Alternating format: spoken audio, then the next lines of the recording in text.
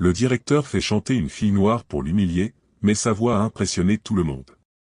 Abonnez-vous maintenant pour vivre ce voyage d'histoire vraie de dépassement, de foi et de nouveaux départs.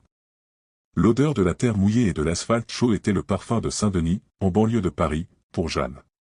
Pas le Paris des gratte-ciel en verre et des voitures importées, mais celui des rues étroites, où les immeubles de ce quartier populaire se nichaient les uns contre les autres comme de vieux secrets. Là, entre des murs bas et des cours en béton fissuré, l'enfance ne se mesurait pas en jouets chers ou en voyages exotiques, mais en rires partagés, en histoires chuchotées au pied de la radio et en l'amour inconditionnel d'une seule personne, sa grand-mère, Mamie Simone. Mamie Simone était une carte vivante du temps. Chaque ride sur son visage racontait une histoire, chaque cale sur ses mains calleuses était un témoignage de dur labeur. Ses yeux, bien que fatigués, brillaient d'une douceur désarmante et d'une fermeté inspirante. Elle était l'univers de Jeanne depuis que la petite fille n'avait que 2 ans, quand un accident de voiture, un matin gris, emporta ses parents vers un endroit d'où l'on ne revient pas. Jeanne, un dessin froissé à la main, attendit à la porte, sans savoir que cette attente serait éternelle. Depuis lors, Mamie Simone portait le poids d'être tout, mère, père, grand-mère, institutrice, conseillère. Elle ne possédait pas grand-chose, mais donnait tout ce qu'elle avait, et, par-dessus tout, ne permit jamais que la dignité manque. Ici, chez nous, personne n'est moins que personne, ma fleur. C'est juste que le monde n'a pas encore bien compris, répétait-elle, chaque fois qu'elle voyait l'ombre de la tristesse dans les yeux de Jeanne, provoquée par une situation à l'école. Jeanne était une enfant de silence. Observatrice, elle absorbait le monde plus en écoutant qu'en parlant. Très jeune déjà, elle s'était attachée à un univers invisible, un royaume particulier que seule elle semblait percevoir, le monde des chansons. À 4 ans, elle découvrit comment allumer l'ancienne radio de sa grand-mère, un appareil en bois qui grésillait avant de diffuser les mélodies. Des heures durant, elle se perdait dans les voix du passé, dans les paroles qui racontaient des histoires d'amour et de perte, dans les tonalités qui semblaient toucher l'âme. Elle chante comme si elle priait, commenta un voisin un jour, mais seulement quand elle pense que personne n'écoute. Et c'était la pure vérité. Jeanne chantait dans la salle de bain, où l'écho amplifiait sa voix et la faisait se sentir géante. Elle chantait dans la cour, sous le soleil qui filtrait à travers les feuilles des arbres. Elle chantait doucement en dessinant, créant des mondes colorés avec la pointe de ses crayons.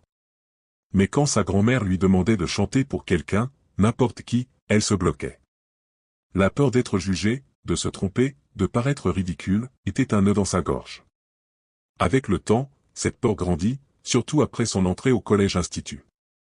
Le collège-institut n'était pas seulement une école, c'était un univers parallèle. Des grilles en fer forgé, hautes et imposantes, gardaient des couloirs qui brillaient d'une propreté presque irréelle. Les uniformes impeccables des élèves semblaient tout droit sortis d'un catalogue de mode, et les enfants qui les portaient se déplaçaient avec l'aisance de ceux qui vivent dans une publicité télévisée. Jeanne se sentait comme un corps étranger dans cet endroit, une pièce qui ne s'intégrait pas dans le puzzle du luxe et du privilège. Elle était la boursière, la pauvre, la fille qui déjeunait seule, même si personne ne le disait ouvertement. Les sourires étaient retenus, les invitations aux fêtes n'arrivaient jamais, et même les professeurs semblaient l'aborder avec une prudence excessive, comme s'ils parlaient à quelqu'un d'une autre planète. Il y avait une règle silencieuse, non écrite, mais profondément enracinée dans cet environnement. Jeanne devait être reconnaissante de l'opportunité d'être là, mais ne devait jamais oublier d'où elle venait. Un jour, en cours de musique, la professeure demanda à chaque élève d'écrire le nom de son artiste préféré. Les enfants, avec leurs cahiers à couverture rigide et leurs stylos colorés, citaient des noms de chanteuses pop qui dominaient les classements, de groupes internationaux qui remplissaient des stades. Jeanne, avec sa petite écriture, écrivit « Édith Piaf ». La salle éclata de rire. Un garçon, avec un sourire moqueur, demanda si c'était sa grand-mère. Jeanne ne leva plus jamais la main en classe après ce jour. La peur, le silence, la honte, devinrent ses compagnons constants. Mais, même sous le poids de l'invisibilité, Jeanne continuait de chanter. La nuit, couchée sur son matelas fin, après avoir terminé ses devoirs à la faible lumière de la lampe, elle chantait doucement pour que sa grand-mère l'entende dans la cuisine. C'était un rituel sacré, un moment de pure liberté. « Tu as un don, ma fille », disait Mamie Simone, caressant les cheveux crépus de sa petite fille. Mais il ne brillera vraiment que lorsque tu cesseras d'avoir peur de ta propre lumière. Sa grand-mère avait une foi inébranlable. Elle gardait chaque euro qui lui restait du peu qu'elle gagnait comme femme de ménage dans une enveloppe froissée, avec le rêve de pouvoir un jour inscrire Jeanne dans une école de chant. Mais la vie était une succession d'obstacles. Tout imprévu, un médicament, une facture d'électricité inattendue éloignait le rêve encore plus. Pourtant, Mamie Simone était obstinée. Chaque mois, elle déposait quelques euros dans l'enveloppe, qu'elle appelait affectueusement « l'avenir de Jeanne ». C'était le seul investissement qu'elle faisait, le seul pari sur un avenir meilleur. Ce qu'elle ne savait pas, c'est que l'avenir arriverait bien plus tôt que prévu, et d'une manière complètement inattendue. Le collège-institut était un symbole de statut, une marque sociale. Des enfants de médecins renommés, de juges, d'entrepreneurs financiers et de célébrités locales se croisaient dans les couloirs revêtus de marbre clair et sous les tableaux qui exposaient des photos des classes historiques. Tout y était méticuleusement planifié pour maintenir un standard, non seulement académique, mais aussi visuel et comportemental. Jeanne le ressentait dans chaque fibre de son être. Chaque jour, en passant les grilles en fer forgé, elle ressentait le poids d'être un corps étranger à cet endroit. L'uniforme était le même, mais le tombé était différent. Les baskets qu'elle portait étaient propres, mais simples, sans les détails de marque de ses camarades. Ses cheveux, bien attachés, n'avaient pas les rubans brodés des autres filles. Son cahier n'avait pas de couverture personnalisée, ses fournitures venaient de la papeterie du quartier, pas du magasin de l'école, où les prix étaient presque symboliques d'exclusivité. Le premier jour de cours de l'année, Jeanne entendit une phrase qu'elle n'oublia jamais. Une fille, apprenant qu'elle était boursière, dit avec une naturalité effrayante, « Ah, tu es comme un projet, n'est-ce pas ?» Il n'y avait pas de malice ouverte, juste la façon dont ses enfants avaient été élevés. Ils avaient grandi en comprenant que le monde se divisait entre ceux qui appartenaient et ceux qui étaient invités à entrer, à condition de bien se comporter. Et Jeanne se comportait toujours bien. Elle marchait discrètement, parlait peu en classe, faisait tous ses devoirs à temps et avec soin. C'était une bonne élève, mais invisible. Les professeurs louaient sa discipline, mais ne lui donnaient jamais de premier rôle. Lors des présentations, ils préféraient les élèves aux noms de famille connus, même s'ils avaient moins de talent. Une fois, pendant un travail de groupe, un camarade se plaignit, « Pourquoi on doit faire ça avec la boursière ?» Un autre garçon rit, « Détends-toi, elle doit être douée de ses mains. Elle fera toute la pancarte. » Jeanne baissa simplement les yeux et fit ce qu'on lui demandait. Elle avait déjà appris qu'ici, le silence était plus sûr que la réaction. Le directeur, Monsieur Antoine Leclerc, renforçait cette culture de manière subtile. Il était toujours cordial en public, mais froid en coulisses. Il traitait Jeanne comme un chiffre nécessaire, une statistique pour maintenir l'image de l'école comme diverse et inclusive. Chaque fois qu'il parlait d'elle lors de réunions avec les parents, il utilisait des mots comme « appliquée »,« bien élevée »,« respectueuse », mais jamais « brillante », jamais « prometteuse ». C'était comme si, au fond, ils attendaient que Jeanne soit reconnaissante d'être là, qu'elle ne veuille rien de plus, qu'elle accepte la place qui lui était donnée. Et elle acceptait, jusqu'à un certain point. Il y avait des jours où Jeanne pleurait dans les toilettes après les cours, non pas parce que quelqu'un l'avait criée ou humiliée directement, mais parce que cet environnement lui murmurait constamment qu'elle n'était pas suffisante, que peu importe ses efforts, elle ne ferait jamais vraiment partie de ce monde. Sa seule échappatoire était la musique.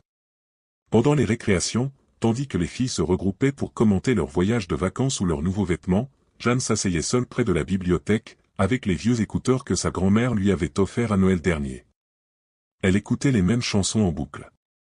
Elle fermait les yeux et, là, dans cette bulle invisible, elle se permettait de rêver. Une fois, alors qu'elle chantait doucement une vieille chanson qu'elle adorait, une professeure passa et l'entendit. Elle s'arrêta un instant, impressionnée par la voix de la jeune fille, mais ne dit rien. Elle continua simplement son chemin, peut-être pour ne pas créer de problème avec les parents des autres élèves. Un autre jour, lors de la répétition pour la fête de fin d'année, Jeanne demanda à participer comme figurante dans la chorale. La professeure responsable hésita. Après quelques secondes, elle dit, « On va laisser seulement celles qui sont dans la classe avancée, d'accord ? Mais tu peux aider à organiser les costumes, si tu veux. » Jeanne sourit et accepta. Elle était habituée. Même dans les interactions les plus subtiles, elle sentait le poids du « presque ». Elle était presque acceptée, presque entendue, presque remarquée, mais jamais choisie. Ce que personne ne voyait, c'était tout ce qu'elle portait en elle, la force contenue, la douceur refoulée, le talent gardé de peur d'être ridiculisée. Elle avait déjà compris qu'à cet endroit, le talent ne suffisait pas. Il fallait avoir le bon profil. Et elle, apparemment, ne l'avait pas. Mais malgré tout, Jeanne ne cessait d'essayer. Dans la solitude de sa chambre, avec sa grand-mère assise à côté, cousant des vêtements, elle chantait. C'était laquelle se permettait de briller. Seulement là. Tu chanteras encore pour beaucoup de gens importants, ma fleur, disait mamie Simone, sans quitter l'aiguille des yeux. Jeanne souriait, mais n'y croyait pas vraiment. Jusqu'à ce que le destin, ou son ironie, décide de la placer au centre de tout. Et ce ne fut pas par le talent, mais par l'humiliation. Ce que monsieur Antoine Leclerc fit cette nuit-là, en la jetant sur scène, n'était pas seulement un choix improvisé, c'était un portrait fidèle du système que cette école représentait. Un système où des personnes comme Jeanne ne peuvent apparaître que lorsque personne d'autre n'est disponible. Et même alors, sous des regards douteux et des sourires de mépris. Mais cette nuit-là, quelque chose d'inattendu se produisit, et il n'y avait pas d'uniforme de marque, de nom de famille célèbre ou de poste influx qui puisse ignorer la vérité quand elle fut chantée haut et fort. La préparation de l'événement annuel du Collège-Institut commençait des semaines à l'avance. C'était le moment le plus attendu du calendrier scolaire. Bien plus qu'une célébration des talents, c'était un spectacle d'images et de statues, une vitrine publique où chaque détail comptait, les arrangements floraux importés, le buffet signé par un chef renommé, les costumes sur mesure des parents et le comportement impeccable des enfants. Au centre de la scène, l'attente était encore plus grande. La soirée devait se terminer par une présentation solo de l'élève la plus populaire de l'école, Camille Delacroix, fille du principal investisseur de l'établissement. La jeune fille n'était pas exactement talentueuse, mais elle avait de la présence, de la prestance et, surtout, le bon nom de famille. Jeanne savait tout cela. Elle ne faisait pas officiellement partie du spectacle.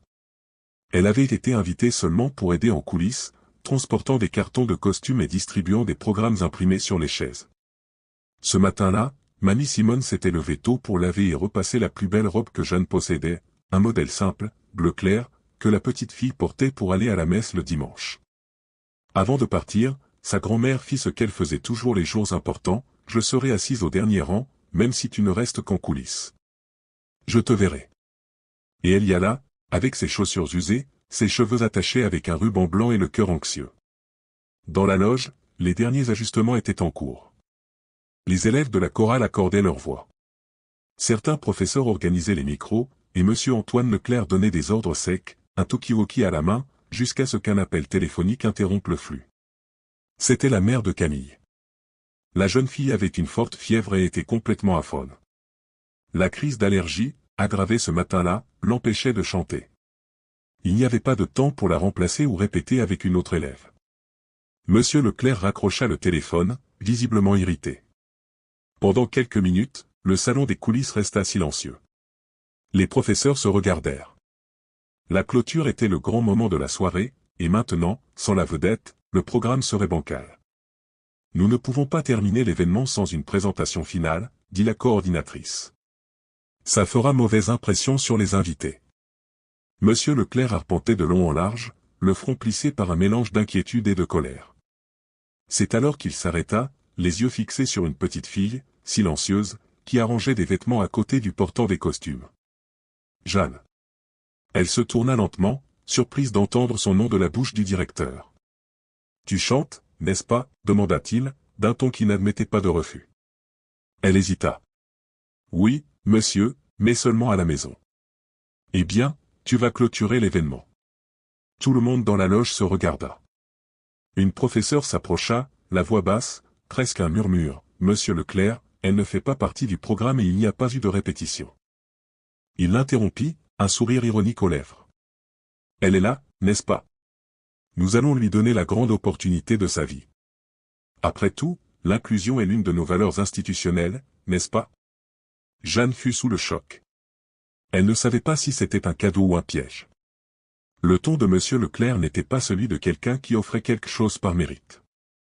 C'était celui de quelqu'un qui utilisait le hasard pour se débarrasser d'un problème.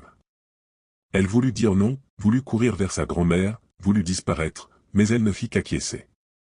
Quelques minutes plus tard, son nom fut annoncé sur scène. Et maintenant, pour clore cette soirée spéciale, une présentation surprise de l'élève de 4e année, Jeanne Smith. Le silence dans l'auditorium fut presque instantané. Au premier rang, quelques parents échangèrent des regards confus. Jeanne qui, murmura une dame en robe longue. La boursière? C'est sérieux, commenta une autre, visiblement gênée. Un homme chuchota à sa femme, on ne paie pas 30 000 € par semestre pour écouter une gamine de banlieue chanter. Les mots n'étaient pas criés, ils étaient murmurés, mais Jeanne les entendit tous. Elle monta lentement sur scène, sentant le poids de chaque regard. Les projecteurs lui brouillèrent la vue. Le microphone tremblait dans sa petite main. Le public l'observait comme s'il attendait un désastre. Étage un peu clair, les bras croisés, semblait savourer le moment, comme s'il disait « On va voir ce que ça donne ». Dans la salle, assise au dernier rang, Mamie Simone posa ses mains sur ses genoux et ferma les yeux. Non pas pour ne pas voir, mais pour prier. Jeanne était là, complètement seule, sans musique de fond, sans répétition, sans attente, mais avec une force qu'elle ne connaissait même pas. Et puis, elle respira profondément et se prépara à chanter. Ce qui se passerait dans les minutes suivantes ne ferait pas seulement taire les murmures, mais changerait la façon dont tous la regarderaient, elle et eux-mêmes. Jeanne resta quelques secondes immobile au centre de la scène. Le microphone, lourd et froid, tremblait dans sa petite main. Ses yeux, embués, parcouraient nerveusement les rangées illuminées, où parents et mères de l'élite locale l'observaient comme si elle était une erreur de programmation, un défaut inattendu dans le spectacle soigneusement orchestré. Elle entendit des toux discrètes, des murmures étouffés, sentit le poids d'un silence qui n'était pas d'attente, mais de jugement.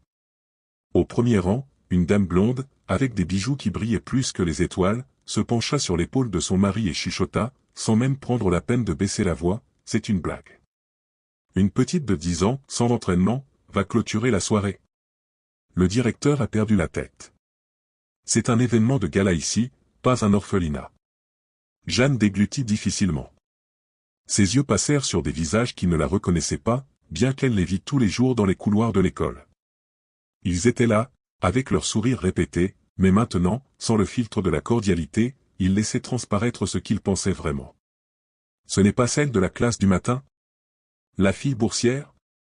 Oui, on dit qu'elle habite avec sa grand-mère en banlieue. Oh là là, quelle gêne. La pauvrette va se bloquer. Elle entendit tout, chaque mot, et en ressentit l'impact comme des coups. Sur le côté de la scène, Monsieur Antoine Leclerc assistait à la scène avec un demi-sourire aux lèvres. Ses bras croisés indiquaient qu'il attendait exactement ce que beaucoup attendaient là, un fiasco, un faux pas, quelque chose qui justifierait de ne plus jamais donner des opportunités, comme celle-ci. Jeanne ferma les yeux un instant. Elle essayait de contrôler sa respiration, mais sa poitrine lui faisait mal. Sa gorge brûlait, c'était comme si tout en elle disait « Descends. Pars. Ce n'est pas ta place. » Mais un souvenir surgit, une simple mémoire de quelques jours auparavant. Elle faisait la vaisselle avec sa grand-mère et, sans s'en rendre compte, commença à chanter doucement. Mamie Simone arrêta ce qu'elle faisait, s'essuya les mains et dit, d'une voix douce mais ferme, « Ma fille, il y a des choses que Dieu met en nous et que le monde essaie de faire taire. Mais si on l'était, on meurt à l'intérieur. Alors, si un jour tu dois chanter, chante. Même en tremblant, même seule. » C'était maintenant. Elle ouvrit les yeux, regarda le public une dernière fois. Elle vit la dame aux bijoux lever les yeux au ciel. Elle vit un groupe d'adolescents rire discrètement. Elle vit Leclerc lever un sourcil, attendant le désastre. Et puis, Jeanne respira profondément, saisit le microphone à deux mains et chanta. La première note fut timide, faible, mais claire. Sa voix était petite, mais il y avait quelque chose en elle qui captivait, une sorte de vérité brute. Les conversations cessèrent. Elle choisit une chanson que sa grand-mère avait l'habitude de chanter en cuisinant. Une vieille chanson, pleine d'âme, qui parlait de surmonter les difficultés, de foi et d'espoir. Tout ce dont Jeanne avait besoin de se souvenir à ce moment-là. À la deuxième strophe, quelque chose changea. Sa voix prit corps. Elle trouva le ton. Le vibrato naturel de sa voix commença à résonner dans la salle avec une force silencieuse, presque sacrée. À la troisième strophe, les yeux du public commencèrent à changer. Un des parents les plus critiques, qui avait chuchoté au début, regardait maintenant fixement la scène. La dame aux bijoux laissa légèrement tomber sa mâchoire. Certains commencèrent à échanger des regards, comme s'ils disaient « D'où ça sort ?» À chaque vers, Jeanne semblait grandir. Sa posture changea. Elle ne tremblait plus. Le ton était ferme, précis. L'émotion dans les mots n'était pas théâtrale, elle était réelle, c'était la vie. Le public, encore incrédule, resta dans un silence absolu jusqu'à la dernière note. Quand Jeanne eut terminé, elle baissa lentement le microphone. Il y eut une pause, quelques secondes de silence absolu, puis un seul applaudissement, venant de quelqu'un au fond de la salle. Puis, un autre et un autre. En quelques secondes, toute la salle était debout. Des applaudissements résonnaient de tous les coins. Ce n'était pas de la politesse, ce n'était pas une obligation, c'était de l'admiration, de la surprise, du regret déguisé en enthousiasme. Jeanne regardait autour d'elle, étourdie. Elle ne comprit pas immédiatement ce qui s'était passé. Elle n'avait pas répété pour ce moment, n'avait pas préparé de solo, n'avait reçu aucun encouragement, mais là, elle était applaudie par un public qui l'avait auparavant rejetée. Sur le côté de la scène, Monsieur Leclerc essayait de dissimuler son inconfort. Des applaudissements obligatoires, un sourire jaune. Son plan d'humiliation s'était retourné contre lui, et pire encore, devant tous ses sponsors. Jeanne s'inclina timidement, remerciant. Elle ne souriait pas, ne pleurait pas, elle gardait simplement les yeux fermes, comme si elle disait du regard, « Je vous avais prévenu. » Même en silence, « Je vous avais prévenu. » Mais ce que personne ne savait, c'est que parmi tous, il y avait une présence spéciale, un homme qui jusque-là observait en silence et qui, en voyant cette scène, se lèverait pour changer le destin de cette jeune fille pour toujours. Le son des applaudissements résonnait encore quand Jeanne quitta la scène. Ses pas étaient petits, presque hésitants. Elle marchait la tête basse, comme si elle n'avait pas encore compris ce qui venait de se passer. Il n'y avait pas de répétition, pas de musique de fond. Et pourtant, pour la première fois, toute l'école l'a entendu. Vraiment entendu. Dans le coin de la scène, une professeure courut vers elle, les yeux embués. « Tu as été merveilleuse, Jeanne. Incroyable. » La jeune fille sourit des yeux, mais ne dit rien. Elle était étourdie. C'était comme si son corps était encore là, mais son âme sous le choc. Au dernier rang de l'auditorium, Mamie Simone se leva lentement, essuyant ses larmes avec un mouchoir fleuri. Il n'y avait plus rien qu'elle puisse dire. Ce que Jeanne fit cette nuit-là ne fut pas seulement chanter, ce fut survivre, s'affirmer, se libérer. Au rang central, cependant, quelqu'un observait avec une attention redoublée. Il n'applaudissait pas par politesse, ne souriait pas par gêne. Il voyait quelque chose de différent. Marc Dubois. Un homme noir en costume foncé bien coupé, avec un regard attentif et une présence ferme. Il était discret, mais sa silhouette se distinguait, non seulement parce qu'il était parmi la minorité là, mais par sa posture. Marc était un ancien élève de cette école. Il en était parti il y a plus de 20 ans avec une bourse, confronté exactement au même type de mépris que Jeanne venait de défier. Aujourd'hui, il était l'un des noms les plus respectés de l'industrie musicale de la Côte, propriétaire d'un conservatoire populaire qui formait de jeunes artistes dans des communautés vulnérables. Marc était là en tant qu'invité de la direction, un geste symbolique, une figure inspirante pour montrer que l'école valorisait la diversité. Mais à ce moment-là, il ne voyait plus le collège-institut comme son école. Il voyait Jeanne comme sa propre histoire renaissant dans le corps d'une petite fille de 9 ans. Il se leva. Les gens autour de lui le remarquèrent. La plupart savaient qui il était, mais personne ne s'attendait à ce qu'il monte sur scène. Marc monta d'un pas ferme.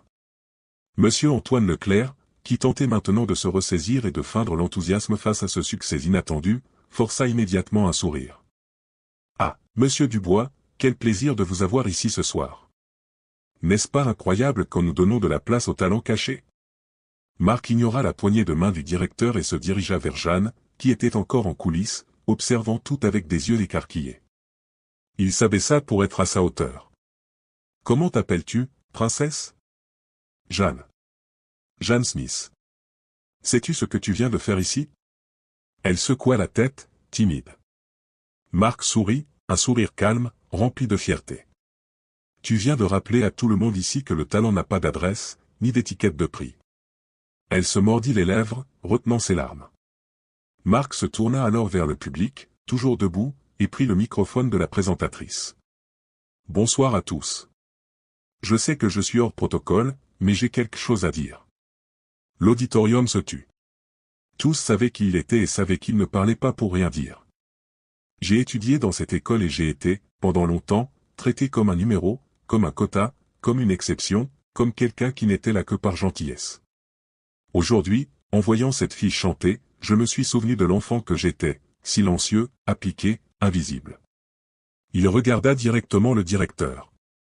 Et je me demande, serait-elle sur cette scène si une autre élève n'était pas tombée malade ? Aurait-elle été entendue si ce n'était pas par improvisation? Monsieur Leclerc essayait de contenir son malaise. Il regardait les parents au premier rang, cherchant du soutien. Mais le silence était lourd. Aucun regard en retour. Personne n'avait le courage de le défendre. Marc se tourna de nouveau vers le public. Le talent de Jeanne n'a pas été découvert aujourd'hui. Il a toujours été là. Il était juste ignoré. Il fit une pause. Et c'est pourquoi je veux annoncer, devant tout le monde, Jeanne a une place garantie avec une bourse complète à mon conservatoire populaire. Et ce n'est pas tout, je veux être son mentor personnel. Non pas pour qu'elle chante comme les autres veulent qu'elle chante, mais pour qu'elle n'ait plus jamais peur d'être qui elle est. Le public applaudit, cette fois, avec sincérité. Jeanne regarda Mamie Simone, qui pleurait maintenant debout, la main sur la poitrine. La jeune fille ne savait pas exactement ce qu'était une fondation ou ce que signifiait être mentorée, mais elle savait que cela changeait tout. Monsieur Leclerc força un sourire jaune. Bien sûr. Nous sommes heureux pour elle. C'est merveilleux. Un excellent exemple pour tous. Marc se tourna alors vers le directeur avec un regard ferme. Non, monsieur Leclerc. Ce n'est pas un exemple. C'est une dénonciation silencieuse de combien de talents comme le sien sont gaspillés parce que des gens comme vous ne les voient que lorsqu'ils sont forcés de voir. Et il quitta la scène. Le silence qui suivit fut assourdissant. À ce moment-là, Jeanne n'avait pas seulement chanté, elle avait mis une vérité devant tout le monde, et cette vérité ne pouvait plus être ignorée. Après le discours de Marc, le public du collège-institut resta assis, comme s'il digérait chaque mot. Le directeur Antoine Leclerc, toujours sur scène, sentait une sueur froide couler sous son col. Il tenta de reprendre le programme, demandant un dernier applaudissement pour tous les participants à l'événement, mais personne ne prêtait beaucoup d'attention. Les regards étaient tournés vers la jeune fille qui descendit de scène en silence, accompagnée par Marc. Dans les coulisses, Jeanne semblait marcher dans une autre dimension. Ses pieds touchaient le sol, mais son esprit était loin. Tout s'était passé trop vite, les applaudissements, le discours, l'offre d'une bourse. Et maintenant, cet homme qu'elle connaissait à peine disait qu'il voulait être son mentor. Elle n'avait jamais entendu ce mot auparavant. Mais la façon dont il la regardait, avec respect et tendresse, rendait tout sûr. À la sortie de l'auditorium, une dame tenait le même mouchoir fleuri avec lequel elle avait essuyé ses yeux peu avant. Mamie Simone était là, les mains jointes, regardant sa petite fille s'approcher. Marc s'abaissa un peu pour lui parler, comme il l'avait fait avec Jeanne sur scène. « Vous êtes la grand-mère de Jeanne ?»« Oui, monsieur. Simone Smith, mais vous pouvez juste m'appeler Simone, dit-elle, essayant de garder la formalité, mais la voix brisée. Mamie Simone, votre petite fille a quelque chose de rare. Elle ne chante pas seulement avec la voix, elle chante avec l'âme. Je travaille dans la musique depuis plus de 20 ans et je peux compter sur les doigts d'une main le nombre de fois où j'ai vu quelqu'un d'aussi jeune transmettre ce qu'elle transmet. » Mamie Simone se sentit émue, mais prudente. Elle chante depuis toute petite, seule, honteuse, comme si elle voulait cacher sa beauté au monde. « Et vous voulez que cela continue ainsi ?» demanda Marc avec délicatesse. « Non, je ne veux pas. Mais j'ai peur. Le monde n'est pas toujours bon avec les gens comme elle. Et je n'ai pas grand-chose à donner. » Marc sourit. « Vous avez déjà tout donné, l'amour, le courage et les valeurs. Le reste, je peux aider à le construire. » Il sortit alors de sa poche une simple carte, avec le nom du conservatoire populaire. Il la lui tendit avec soin. « Cette fondation est la mienne, fondée par moi et d'autres artistes et entrepreneurs. Jeanne aura une bourse complète pour étudier le chant, l'expression, la théorie musicale. Elle aura aussi des psychologues, des tuteurs académiques, une nutritionniste, tout ce dont une jeune artiste a besoin. » Mamie Simone resta silencieuse quelques secondes, puis regarda Jeanne. « Tu veux ça, ma fille ?» Jeanne respira profondément, regarda Marc, puis sa grand-mère, et finalement murmura « Oui, je veux. Mais seulement si vous êtes avec moi. » Mamie Simone sourit les yeux pleins de larmes. « Alors allons-y ensemble, aussi longtemps que Dieu le permettra. » À ce moment-là, quelque chose changea. Ce n'était pas seulement l'avenir de Jeanne qui se transformait, c'était la façon dont elle se voyait. Pour la première fois, quelqu'un d'extérieur à son monde lui disait « Tu le mérites. » Et cela était plus puissant que n'importe quelle note musicale qu'elle aurait pu atteindre. Pendant ce temps, dans le hall principal de l'école, Monsieur Leclerc s'entretenait avec un groupe de parents influents, tentant de limiter les dégâts. Ce fut une surprise pour nous tous, bien sûr. Et nous sommes heureux que l'école ait été le théâtre de cette découverte, n'est-ce pas, disait-il avec le même sourire forcé que d'habitude, mais les parents n'étaient pas aussi réceptifs qu'ils l'espéraient. Sincèrement, Antoine, dit l'un d'eux, les bras croisés. Laissez une élève comme ça cachée dans les coulisses, où est votre jugement professionnel? On dirait que vous vouliez qu'elle échoue. Oui, il est peut-être temps de revoir certaines valeurs de l'école, conclut un autre parent. Monsieur Leclerc déglutit difficilement. Pour la première fois depuis longtemps, il sentit son autorité vaciller. Les jours suivants, l'histoire se répandit rapidement au sein de la communauté scolaire. Non pas sur les réseaux sociaux, mais entre parents, professeurs et personnel. Elle ne devint pas virale sur Internet, mais elle résonna dans les conversations à la maison, lors des conseils pédagogiques et, surtout, lors des réunions du comité de direction du collège-institut. Pendant ce temps, Jeanne commençait ses premiers contacts avec la fondation de Marc. Ce ne fut pas facile au début. Tout était nouveau, des gens différents, un monde de possibilités qui semblait trop éloigné de la réalité qu'elle connaissait. Mais peu à peu, elle se détendit. L'équipe de la fondation la traitait avec bienveillance. Là, personne ne l'appelait la boursière. Personne ne chuchotait sur ses vêtements. Là, elle était juste Jeanne, et c'était suffisant. Un après-midi, pendant un cours de chant, mademoiselle Sophie Martin lui tendit une partition difficile. Jeanne hésita. Je ne sais pas si je peux chanter ça. La professeure sourit. Tu n'as pas besoin de chanter comme les autres, Jeanne. Tu as juste besoin de chanter comme toi. Elle ferma les yeux et chanta. Cette fois, sans peur. La semaine suivant l'événement du collège-institut fut marquée par une atmosphère étrange dans les couloirs. Des professeurs qui auparavant regardaient à peine Jeanne la saluaient maintenant avec des sourires forcés. Des élèves qui ne lui avaient jamais parlé lui demandaient quelle chanson elle avait chantée. Et même la coordinatrice pédagogique tint à lui remettre personnellement un certificat de participation spéciale au nom de l'école. Mais Jeanne, bien qu'elle n'ait que 9 ans, sentait la fausseté dans l'air. Elle savait que ce qu'ils avaient fait n'était pas par reconnaissance, c'était par peur. Peur de ce que les gens disaient, peur de l'impact que cela aurait sur l'image de l'école. Monsieur Antoine Leclerc, de son côté, tentait d'éteindre l'incendie comme il le pouvait. Il envoya des emails aux parents exaltant l'esprit inclusif du collège-institut et louant la surprenante performance de l'élève Smith, qui a offert une prestation digne des grandes scènes. Mais ceux qui étaient présents savaient que rien n'avait été planifié et que l'école n'avait offert aucune opportunité. Elle avait été forcée de briller seule. En coulisses de la direction, la pression augmentait. Certains parents commencèrent à interroger directement la position du directeur lors des réunions. Une mère influente au conseil d'administration, Isabelle Martin, fut directe. Nous voulons savoir comment des talents comme celui de Jeanne sont identifiés au sein de l'école, car de toute évidence, personne n'a rien vu, ou pire, a fait semblant de ne rien voir. Leclerc tentait de garder le contrôle. Nous révisons nos critères pour les activités extrascolaires, bien sûr, et nous envisageons déjà d'inclure Jeanne dans de futures présentations officielles. Mais il était trop tard. De l'autre côté de la ville, Jeanne et sa grand-mère visitaient pour la première fois le bâtiment du conservatoire populaire. La fondation était située dans une ancienne demeure, rénovée, avec de grandes fenêtres et des salles remplies d'instruments, de livres et de tableaux avec des photos de jeunes artistes. L'ambiance était totalement différente de la froideur du collège-institut. Là, personne ne portait d'uniforme. Il n'y avait pas d'étiquette ni de chuchotement, juste de la musique, juste de l'art, juste de l'âme. Mamie Simone regardait tout avec des yeux écarquillés. C'est un autre monde ici, dit-elle enchantée. Marc marchait avec elle, montrant chaque salle, chaque espace.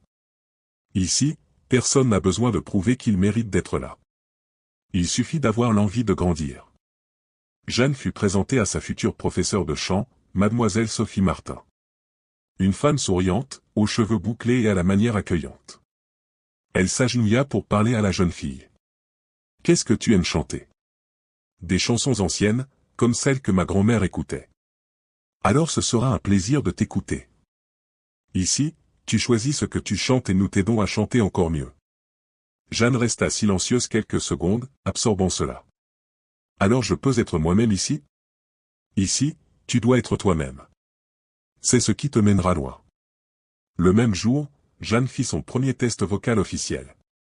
Ce ne fut pas une présentation, juste un simple enregistrement, mais mademoiselle Sophie Martin sortit de la salle les larmes aux yeux.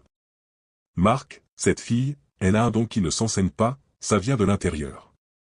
Marc acquiesça. Elle est la réponse à tout ce que nous essayons de faire ici.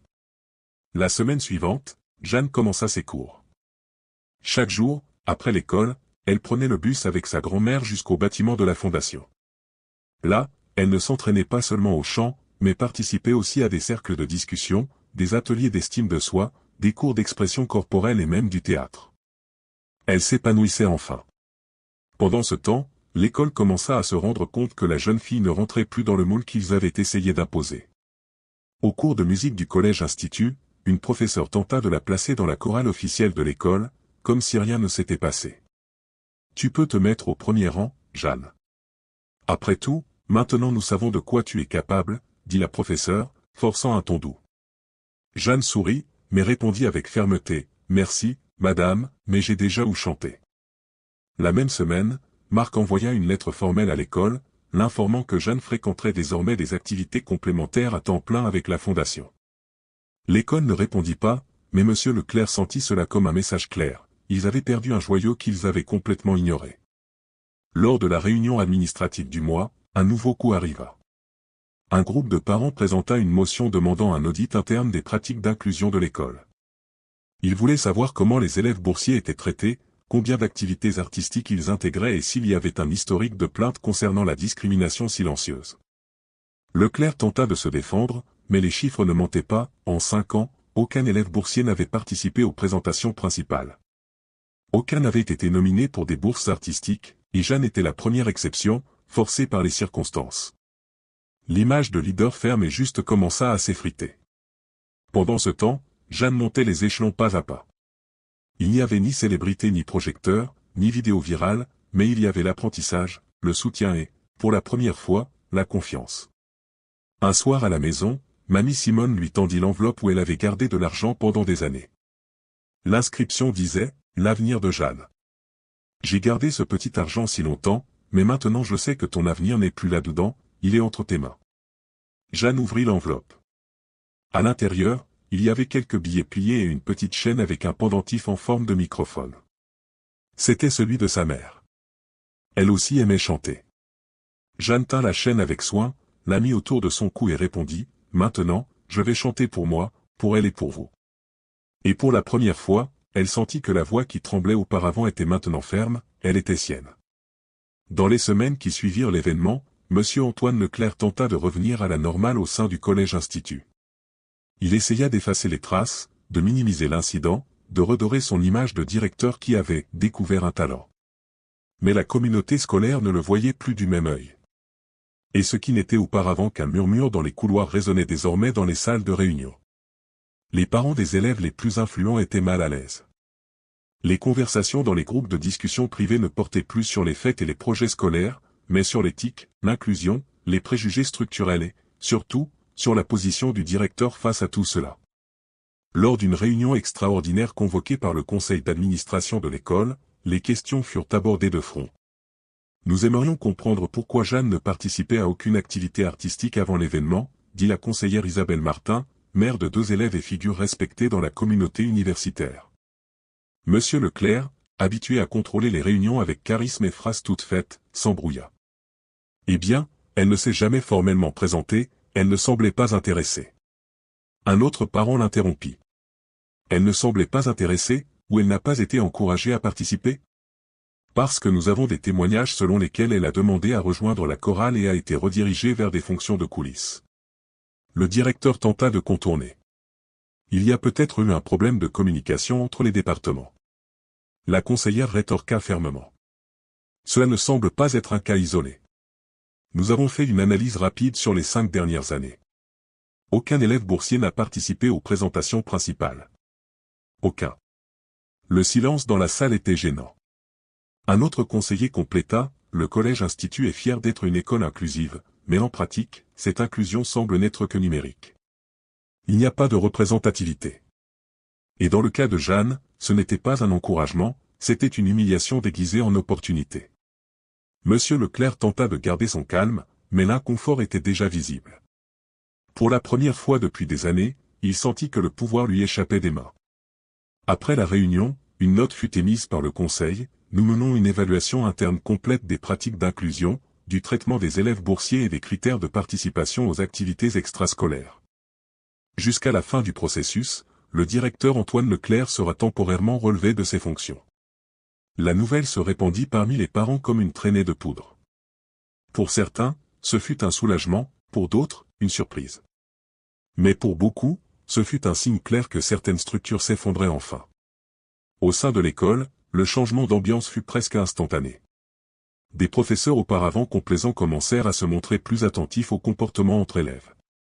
Le corps enseignant fut invité à revoir les approches avec les élèves de tous les profils. Des groupes de soutien et d'écoute furent créés, et le nom de Jeanne, même discrètement, commença à être mentionné comme symbole de changement. Mais dehors, Jeanne ne savait même pas exactement ce qui se passait. Elle n'a pas lu la note officielle, n'a pas assisté aux réunions, n'a pas compris la dimension institutionnelle de ce que sa présentation a provoqué. Elle a simplement continué sa routine simple, allant à l'école le matin et au conservatoire de Marc l'après-midi. Mais quelque chose en elle avait changé. Elle ne marchait plus la tête baissée. Un jour, en entrant dans la salle de classe du collège-institut, elle entendit une camarade dire « C'est la fille qui a fait taire tout le monde ». Jeanne ne répondit pas, elle s'assit simplement à son pupitre, ouvrit son cahier et commença à écrire une nouvelle chanson. Cette même semaine, Mamie Simone reçut une invitation formelle pour une réunion au conseil de l'école. Elle trouva cela étrange. Elle n'avait jamais été appelée pour autre chose que signer des papiers ou autoriser des sorties. Dans la salle de réunion, il y avait 3 conseillers et 2 professeurs. « Mamie Simone, nous aimerions vous entendre. Nous savons que vous avez été la première à croire au talent de Jeanne, et nous révisons toute notre politique de bourse et d'inclusion. Votre avis est très important pour nous. » Elle hésita, elle était nerveuse, mais elle parla. « Je ne sais pas grand-chose de ces choses de politique éducative, mais je sais ce que c'est de grandir avec la peur de montrer qui l'on est. Je sais ce que c'est d'être traité comme une exception quand, en réalité, on veut juste être traité comme un égal. » Et elle compléta, « Si cette école veut vraiment changer, que diriez-vous de commencer par écouter davantage les invisibles ?» La phrase fut notée par l'une des professeurs et, plus tard, reprise lors d'une réunion plus importante. Elle devint un slogan officieux du nouveau comité qui fut formé, « Écoutez les invisibles ». Pendant ce temps, Jeanne continuait ses répétitions. Un après-midi comme les autres, pendant un cours d'expression corporelle, mademoiselle Sophie Martin demanda, « Jeanne, qu'as-tu ressenti ce jour-là, quand tout le monde a commencé à applaudir ?» Elle réfléchit quelques secondes et répondit, « J'ai senti que ma voix avait un corps, qu'elle n'était pas seulement à moi. C'était ma vérité. » Et pendant un instant, personne n'a osé interrompre. Mademoiselle Sophie Martin sourit. C'est exactement ce que fait l'art.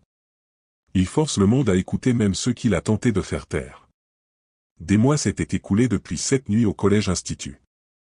Le froid de Saint-Denis commençait déjà à céder la place aux couleurs timides du printemps. La neige fondait sur les trottoirs et, avec elle, semblait aussi fondre un peu de la dureté qui entourait la vie de Jeanne. Elle fréquentait maintenant le conservatoire populaire presque tous les jours. La jeune fille timide d'avant existait toujours, mais maintenant elle souriait davantage, marchait d'un pas plus fermé, surtout, ne craignait plus sa propre voix. Sa grand-mère, Mamie Simone, restait le pilier. Elle tenait à accompagner toutes les répétitions, chaque fois qu'elle le pouvait, elle s'asseyait au fond des salles avec le même mouchoir fleuri sur les genoux et écoutait attentivement chaque note chantée par sa petite fille. C'était comme si elle gardait chaque mélodie dans sa poitrine. Ce fut un après-midi tranquille que Marc entra dans la salle et annonça, « Jeanne, le moment est venu. La Fondation va organiser une présentation spéciale pour les invités, les familles et les partenaires. Et tu vas clore la soirée. » Elle se figea un instant. « Seule ? Seule sur scène, mais avec nous tous derrière toi. Tu n'es plus seule, tu te souviens ?» Jeanne sourit. Le soir de l'événement, la salle de la Fondation était pleine. Il n'y avait pas de colonnes de marbre ni de lustres en cristal, mais il y avait de la chaleur. De vrais gens, des pères, des mères, des artistes, des éducateurs. C'était un public différent. Là, personne ne voulait voir une performance. Il voulait voir de l'âme. Jeanne resta en coulisses, écoutant les autres présentations. Des élèves plus âgés jouant du violon, des jeunes filles faisant de la poésie slam, une chorale d'enfants chantant des musiques du monde. Chaque numéro semblait porter une histoire, une lutte, une identité. Quand son nom fut annoncé, son cœur s'emballa.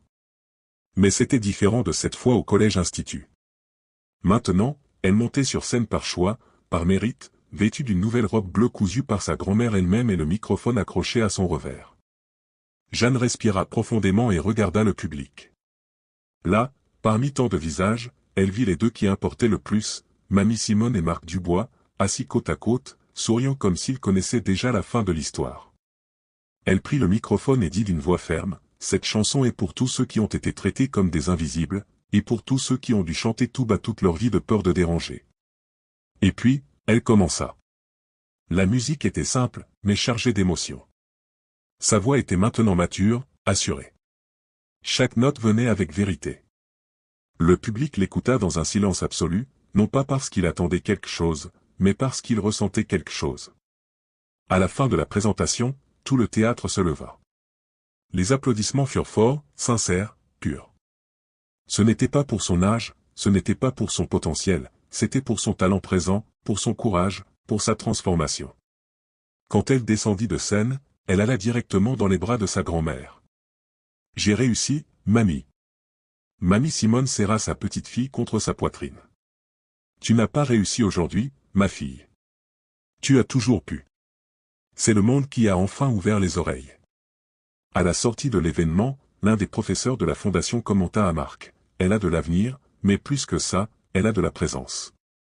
Elle change l'ambiance quand elle chante. » Marc sourit simplement. Elle a déjà changé bien plus que ça, et elle ne le sait même pas encore.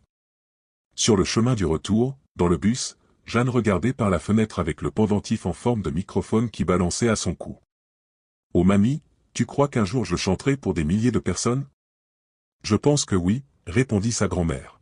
« Mais le plus important, c'est que tu continues à chanter même pour ceux que le monde a oublié d'écouter. » Jeanne sourit et fredonna doucement, comme elle le faisait à l'époque où elle pensait que personne ne l'écoutait. Sauf que maintenant, elle savait qu'elle était entendue. Parfois, le monde essaie de faire taire ceux qui ont le plus à dire, mais une seule note, au bon moment, suffit à tout changer. Ne sous-estimez jamais le pouvoir d'une voix qui refuse de se taire. Si cette histoire vous a touché, partagez cette vidéo, laissez un commentaire et identifiez quelqu'un qui a besoin de plus de confiance en soi. N'oubliez pas, chaque histoire de dépassement de soi inspire des centaines d'autres personnes. Abonnez-vous à la chaîne pour ne rien manquer des histoires émouvantes, inspirantes et qui montrent que rien n'est impossible à ceux qui n'abandonnent pas. Et n'oubliez pas, votre place est là où vous le souhaitez, ne laissez jamais personne vous dire le contraire.